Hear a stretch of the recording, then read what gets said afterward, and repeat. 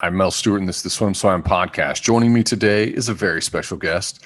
It's a man we're going to have back, one of the smartest guys in swimming. We have the founder, CEO of Form, Dan Eisenhardt. What's up, buddy? Nothing much. Thanks for having me back.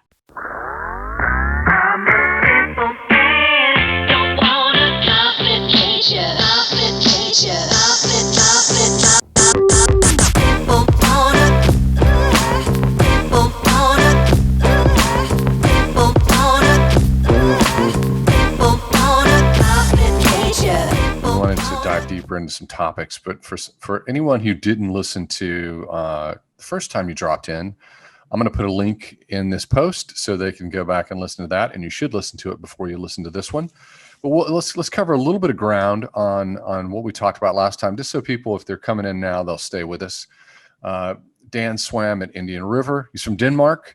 He's got a master's degree in engineering, got his MBA. Super smart guy, highly motivated, and suddenly says, you know what? I need to solve some problems in the marketplace. And as a result, we have formed Smart Swim goggles. And if you haven't seen these goggles, you have to have been hiding under a rock, because they are everywhere. Everyone's talked about it. Most of my peers have tried them. A lot of my Olympic peers are like, yeah, have you tried them? I'm like, yeah, I've tried them. I tried them soon. But it feels like it's been a roller coaster journey since you launched in 2019. Does it feel like that? Oh, yes, in every sense of the word. I can't imagine what it's like inside. You are truly a tech company, and tech companies are all the rage now. They're the cool people, and we can be jealous because they are cool. But you started talking to me well in advance. And I actually tested the goggles and was blown away. You want to hear a full deep dive on that? Again, go to our first talk. Where we ended in our last conversation was swimming data and the importance of swimming data and AR, augmented reality, which opens up another door to perhaps talk about virtual reality. So we have one of the smartest guys in tech. We got Dan here now. He's going to hold our hand through it. Swimming data. How does swimming data matter now in 2021? What is the impact, and what is going to be the impact over the next couple quads? Mel, the funny thing is, swimming data has always mattered. And it matters just as much today as it should have mattered decades ago. But it was lost. Why was it lost? Because it wasn't recorded. Why wasn't it recorded? Because it was extremely difficult to record for coaches. Even with 10 stopwatches, it's almost impossible to record everything that happens in the pool, and then not only record it and communicate it to swimmers, but then also keep it in a safe place and easy to retrieve for learnings. So that's why. So with modern technology, and this is not even modern, we talked about that in the last episode, it's been around for other sports for decades. You've been able to, with GPS and other trackers and sensors, you've been able to give valuable data and insights to cyclists and runners for decades. And swimmers have been left behind in the dark ages. So data has always mattered. And now is the time where we can actually get the data to swimmers. And I say swimmers and not just coaches, but to swimmers in real time while you're moving, and also get the same data stored and captured automatically for the coaches. So that's, I think, a small revolution. You know, the interesting thing is that a lot of people that swam at the elite level, and you have a lot of friends who are Olympians. You have people that work in your company that are Olympians, and they're, most of us, we evolved through our careers, and we did it with coaches who are now in their 60s and 70s, and they did everything by feel. They did everything. It was, if you've ever read Malcolm Gladwell's book Blink. Yes. They had a lot of mastery, and they would just, they just knew.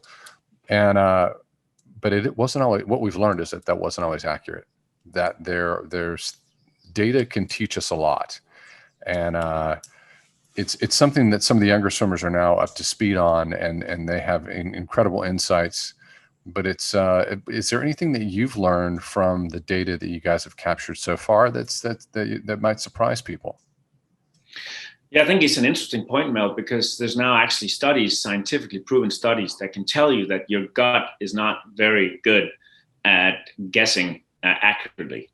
And even for competitive swimmers, I saw a study where they went and looked at, with video analysis and electronic timekeeping and all that stuff. And even, Olympians, they get it wrong when they were asked, okay, stay on this pace for these 8x 100s. And they were way off compared to swimmers that actually got audio feedback. And they were able to stay on the pace that they were supposed to be on. And they didn't have to be Olympians to be good. We know the impact of compliance to the intended workout for all kinds of sports, that if you do what you're supposed to do, then you're going to have better adaptation, better physiological adaptation, because experts have put those workouts together. So that's kind of funny. And I think even myself, I was not an Olympian. I was also skeptical in the beginning. I'm like, well, I've been swimming 1500 meter, training for 1500 meter for my whole life. I know exactly what my pace is, but I don't. And most people don't. So having this aid that can suddenly tell you what you're doing is, even, let's say it's not as accurate as an anatomical clock, but nobody is, including the coaches, with the stopwatches. It's definitely accurate enough to be able to give you these insights without even having to think. And guess what? Now you have all this bandwidth, all this mental bandwidth to focus on your technique and other things that are actually can move the needle way more. So I think that's an interesting. There's many learnings, I think, coming back to your question.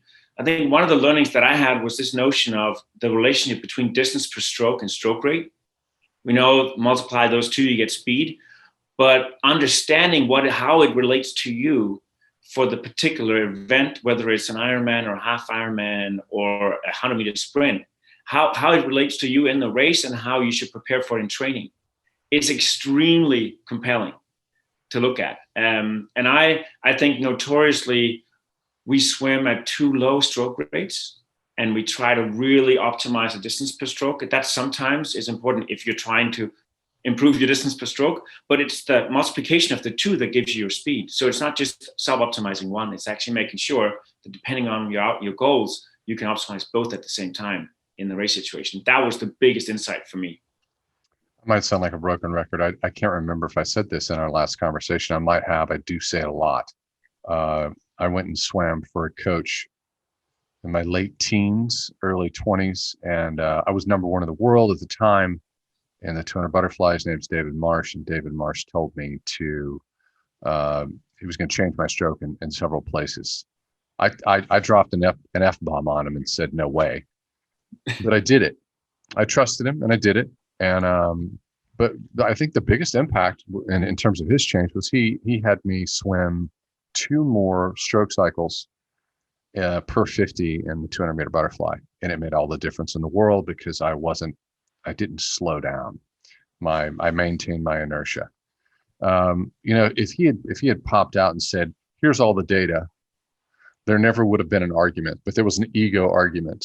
If he had just said, "Here it is in black and white," in your iteration, it's just like it's on the phone, it syncs and it loads. But with wearables becoming ubiquitous and young kids adopting adopting this so quickly, are you seeing?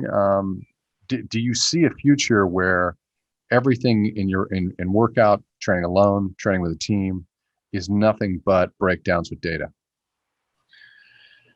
I do.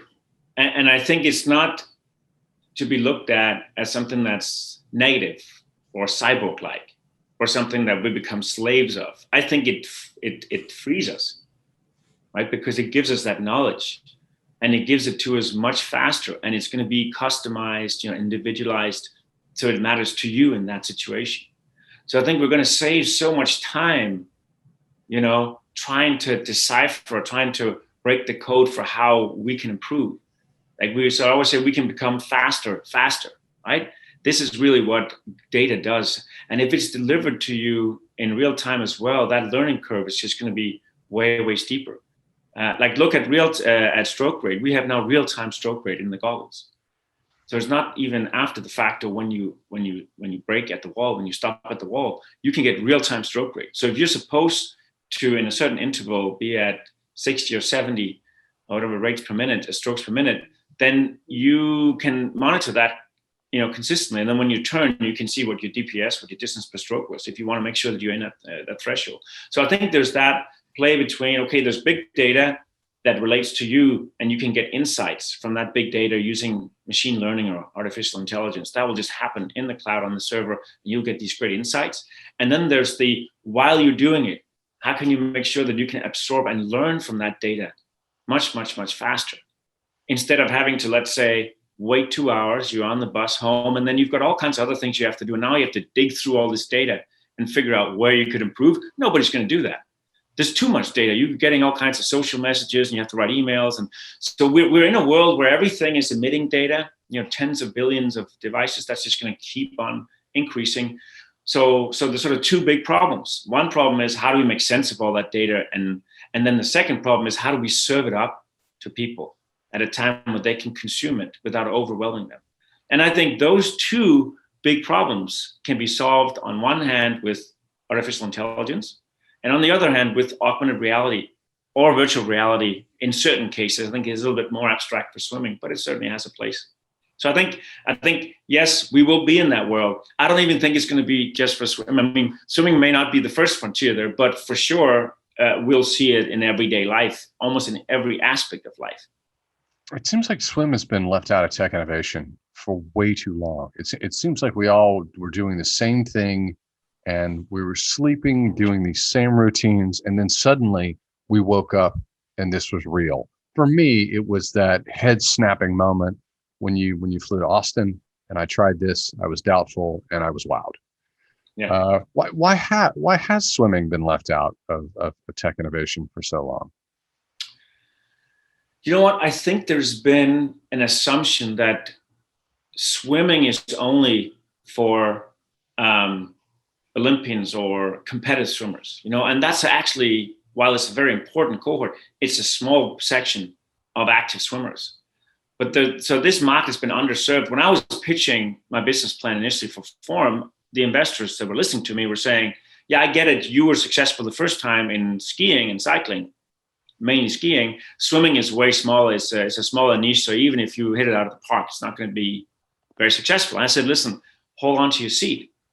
There are 30 million active swimmers in the US, way more than there are skiers. And a third of them swim more than once a week. And in the world, there's around 240 million. It's one of the biggest sports in the world. A small fraction are competitive, 400,000 in the US. And I come from that background, and we all love, the sport of swimming. But there's a lot of people out there that love being in the water. And I think that is almost like a secret that shouldn't have been a secret. But I think if the world can open up to the fact that swimming is a life skill, it's a huge sport, and there's tons of money to be made, which means there's tons of things that needs to be developed for the sport of swimming, then the money will flow and investments will flow. And then we will start to see many more things come to swimming. 240 million. That's a big market. And you've entered this market through the foundation, the competitive side, and you've moved into tri and open water. You did an Ironman, right? I did. You did? So how'd you do? Well, the swimming part was easy, except it was terrifying to not be alone in a lane where you can just watch the black line at the bottom of the pool. Now you're fighting with 2,000 people. So that was that, but it was easy. But the bike got a little hard. It was in Kona. So on the way back down from Hawaii, which is sort of the halfway point, and you think you're going to be going downhill and then it's going to be easy, but there's a wind that goes straight in your face. That means you have to actually stand up on the bike to get down the hill. Then I started to realize that it was probably not such a good idea. But it was fun. I got through it. It's you sound very brave. How did the Forum SwimSwam goggles perform? How did they do in the race? I felt like it was almost legal doping because I was standing there, and it wasn't illegal because nobody that wrote the rules for Ironman had thought about a heads-up display. So I checked that, and I was standing there in the corral with all the other people, and I was like, I actually have live heart rate on my goggles, so I can make sure that I don't go too hard because that's going to hurt even more on the run. and I can just check my pace and make sure that I'm okay. And I think I sold a lot of goggles that day. So I think people are starting to wake up to that. People who we know we're this is a culture of swimming. We come from swim, and we move to other sports from the water. But most people, a lot of people in tri don't. That swim is their weak part, and I imagine they expend way too much energy. They kick way too hard, and they would need to be tracking their heart rate in that swim. You should just taken your goggles. You should just taken them off and handed them to somebody out of compassion.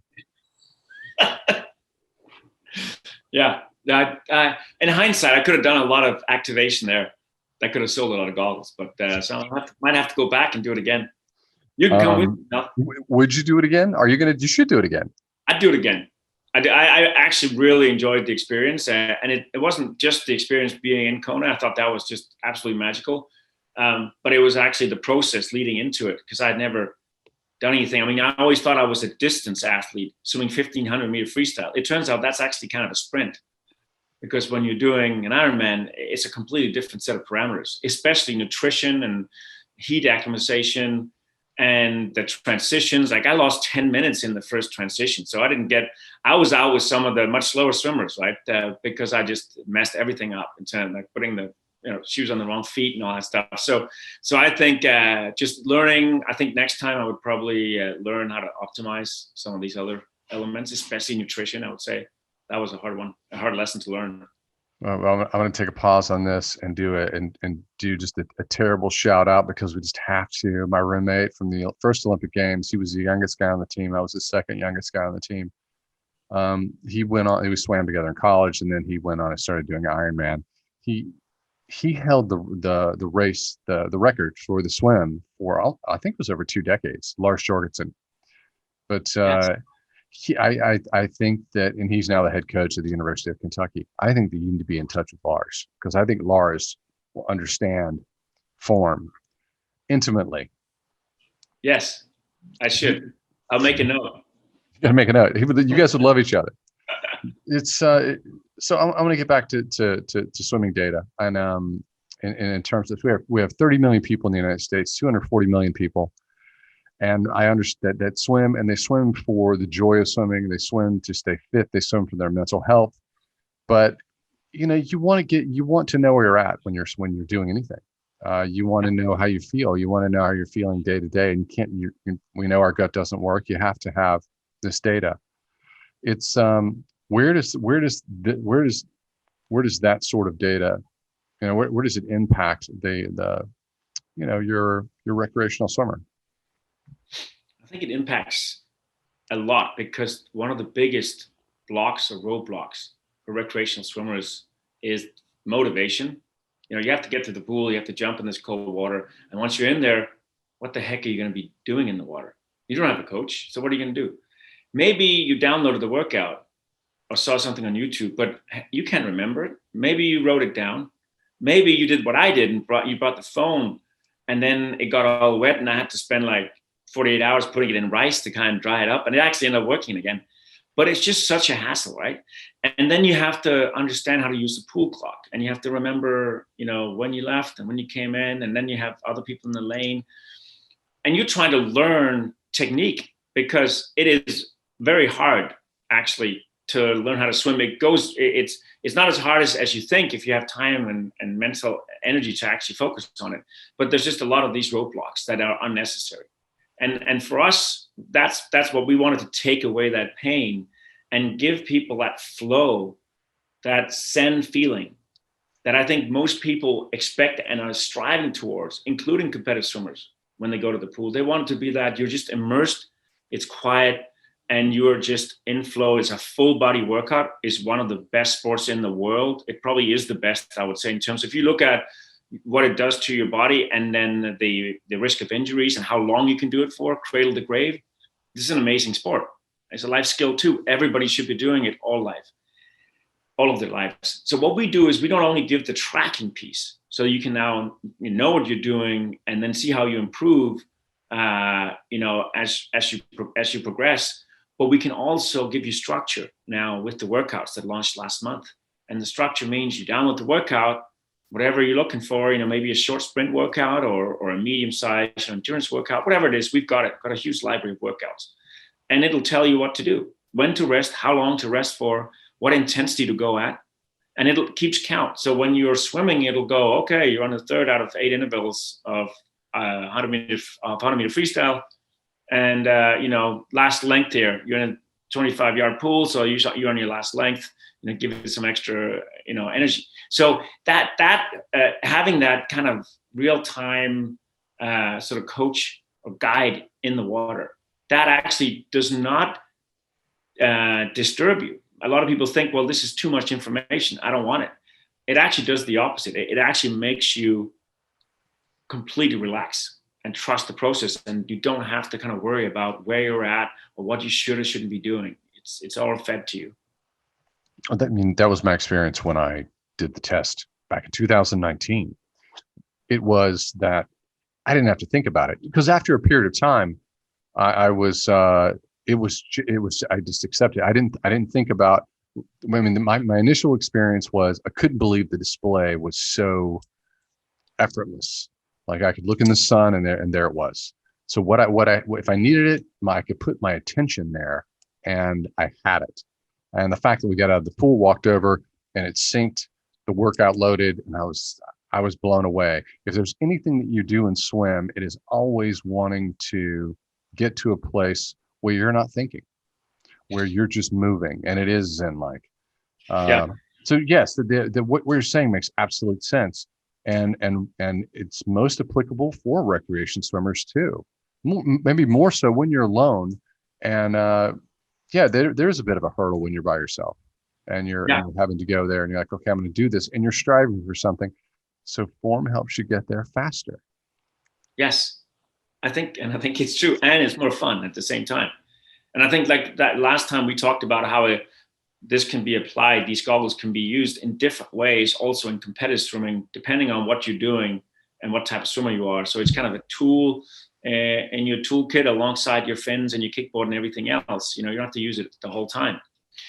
And then for triathletes that don't always have a coach nearby, they can go, they're on a business trip, they can go and swim the program that they're supposed to do, and then their coach back home can see what you're doing, and they can analyze the stats afterwards.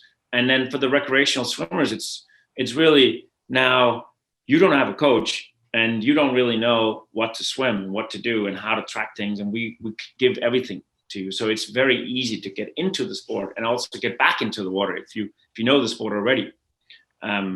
So yeah, and another thing that we did, and I think this comes back to your point about syncing with the app. We wanted to make sure that we didn't just sync all the laps or all the lengths. So you get these 100 lengths, and you have to go and figure out where it is that you did your best length. Or, we actually have the set view, so you can see the sets afterwards, just like your coach would have written it up on the whiteboard. It's right there, and you can quickly go back to, this is my main set, 10 by 100, and you can look into each 100 and each length, and you can see what you did. And that file, that detailed view, you can export to Excel. So you have that data if you want it. We don't trap your data. We give you your data, and I think that's something that we've, like, swimmers, not only competitive swimmers but triathletes and recreational swimmers, have really loved. That's a big that's you're crossing a huge chasm, and I'm baffled that it's something that happened in 2000. By the 2019, we are in the future, and it seems like this is a quantum leap for us. So take me on the next quantum leap, augmented reality, because you've got the foundation to go there. What does that look like? What does augmented reality look like through the lens of form? So I obviously can't speak to detailed future roadmap milestones. That would get in trouble with my team. I think if you look at it like broadly, I think we've agreed that AR, and AI will be something that we consume in many different aspects of life.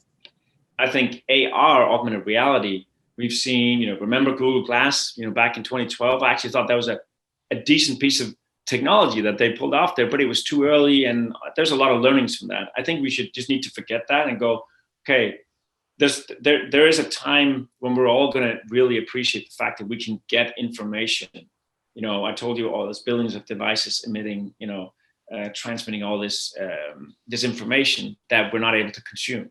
Well, there is going to be a time when we can consume that in a meaningful way. And I think the trade-offs there between, okay, having to wear something on your face, hopefully look great, great pair of glasses, just like the glasses you're wearing now, and you get to then get exactly what you need in the moment that makes sense to you, and without you having to be distracted and take out your phone and unlock it and go through all the stuff. It just comes to you naturally. I think that is a world that we all want. We just don't know exactly how it's going to look like in the day-to-day. But for sports, and especially swimming, I actually think swimming is the frontier for augmented reality. And the reason why it is the frontier is because it is the one activity in the world where it makes the most sense, where without augmented reality, you are completely alone and isolated with no means of getting information unless you stop. And I think that was why I always thought that this was such a good use case for augmented reality. And I don't believe in these, you have a technology and then you kind of find the use case afterwards. I think you find out what is the problem you're trying to solve, and then you look at technologies. But I think that's why swimming is so great, and it's ready and mature, and we're seeing customers buying these goggles and loving the experience. I think you'll see this get expanded into other sports and then eventually into everyday life. And I think if you look at what AI, artificial intelligence and augmented reality can do, on one side, being able to classify complex movements and then make sense of them in real time. And that's what artificial intelligence does, or machine learning does. And then augmented reality, well, that's the way to actually communicate the information to the user, so it's meaningful in real time. And if you look at that, it's hard to argue that that is not valuable almost in any context. It's all about the implementation. What companies are actually going to implement something that works for that intended use case in a meaningful way without major trade-offs. And so that'll be interesting to follow. For swimming, I don't think swimming is going to change. It's not like we're suddenly going to want to have sort of a virtual reality headset in the water, and then we can watch movies while swimming. It's not like, on an indoor bike where you just sitting down and it's not as complex, you're not trying to breathe and all that stuff. I don't think swimming is going to change in that sense. So there'll always be constraints for swimming as a specific use case. So working within those parameters, I think there's just many ways that you can start to lead swimmers instead of just tracking them. And we're starting chapter 1 here with workouts, so we can lead you through a workout and we can start to give you tips about how to improve. If you think about where that can go, that certainly will completely change swimming, right? Because you now have this platform that you can do so much with from a content perspective. So we kind of skipped. I think the good thing about swimming is that we caught up for like 20 or 30 years of nothing happening in swimming and everything happening in other sports. Now we've caught up, we're at par. And now I think we can jump into the content part, which we're already seeing, right? Especially in cycling. Now it's all, a lot of content that people are consuming, whether on Swift or Peloton or, Trainer or other platforms. And I think, how is that going to look like for swimming? I think it's going to be the really great question. This is what it looks like. You keep shepherding your company for a few years, and you call me up and say, Mel, you're going to exit SwimSwam. I'm buying you. You're going to work for me. And I do that for about a year while we're getting you up to speed. And then I drink a cocktail and go hit the beach. But it didn't have to be. But let's just for everyone that's listening here on the pod, I did want to get into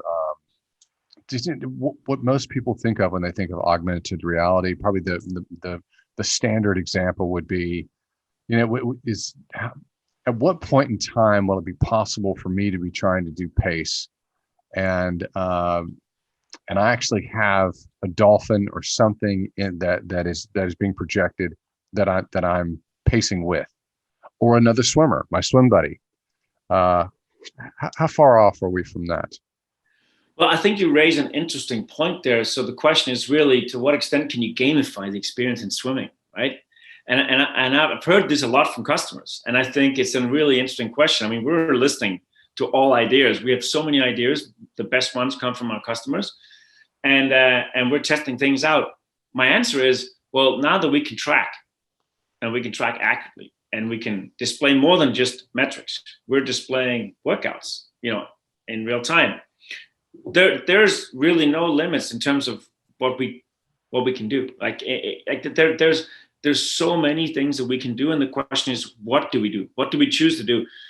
And the criteria for that decision, obviously, there's all kinds of, how much it's going to cost, how long is it going to take, how many are actually going to love this. But the biggest criteria is we cannot destroy or impede the joy of swimming. I said the same thing when we did the goggles. I'm like, we are not going to start doing anything with software or hardware on sort of the technical aspects of the goggles until we nail the goggles.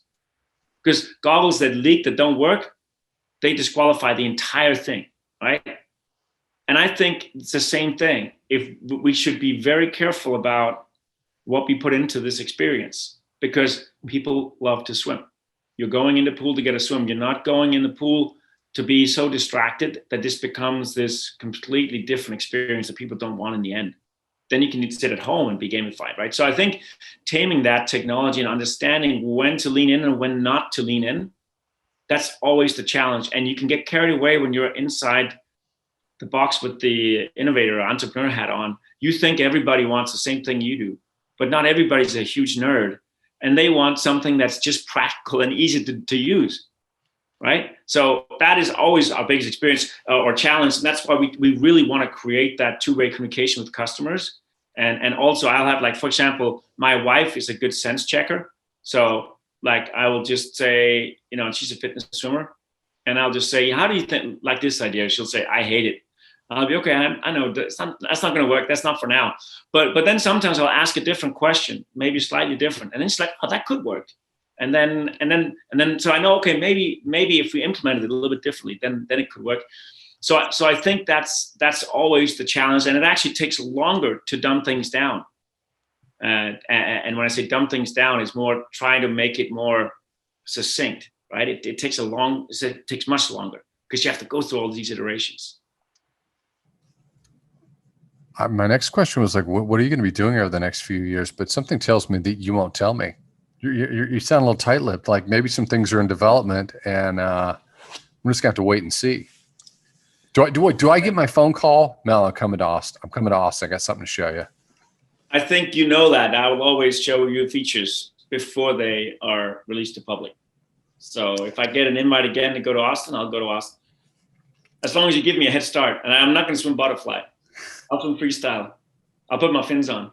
Is there any sort of teaser? Is there any sort of preview? What about it's in terms of what your life's going to look like in the next 24 months?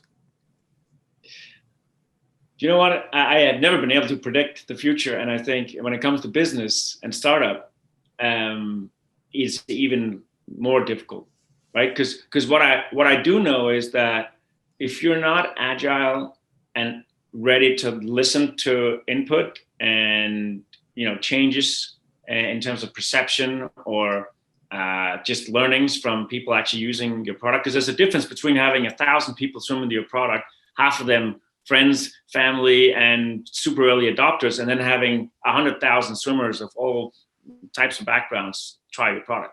So you have to constantly be open to changing your assumptions about what works and what doesn't. And I think that's what I think successful companies are able to both stay the course and know what's the North Star. We're breaking down the barriers between what swimming is and what it could be. I think we're there. And then we want to still maintain, we want to make swimming a source of joy for everyone, because most people will go, yeah, I used to swim in high school, but I can't swim anymore. Or, I used to be a competitive swimmer. I don't get in the water anymore because, I remember those cold mornings, workout swimming at 6 a.m. and I don't want to get back into that. So we want to just like go, hey, swimming is awesome. Water is awesome. It's good for you. Get back in the water. So I think we'll continue to listen to that feedback. But I think if you look at the big themes, it's going to revolve around, obviously, augmented reality. That's the DNA. And I think machine learning, I think we knew that we needed machine learning for the classification so that we could detect what type of stroke you were swimming and all kinds of other things, But I think the learning is that we can use that for much more. to give you more valuable insights than what you're getting at the moment. And I think I'll stop there. We're talking to Dan Eisenhardt, CEO, founder, Form. If you haven't been there yet, or you checked out this post and you did it before we started talking, good for you. But if you haven't, go to formswim.com, formswim.com. You can also follow them on Facebook, Twitter, and Instagram at FormSwim. Get that follow going on. They have great media. And I did this in the first episode. I'm going to do it in this episode. I'm going to put up some of your videos, and so that it's coupled with this podcast. Do you have any parting thoughts? I would have to say that swimming is fun. Swimming is fun. And I'm a former competitive swimmer, and I said this just a few minutes ago, but I've rediscovered swimming. And not just because I get all this data, because that's not really just it. It's just with workouts, jumping in the pool with workouts was just a game changer for me. It might even have been a bigger game changer than the first time I jumped in the pool with our first prototype with the goggles, where I could suddenly see the metrics and I started to see my heart rate. But that whole notion of just like being in the water and being able to follow this workout without having to think, that to me just like 10x'd my joy of swimming.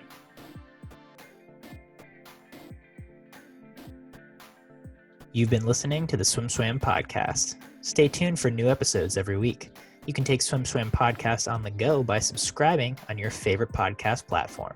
Look for links in the description below, and be sure to subscribe to our YouTube channel for more videos as well.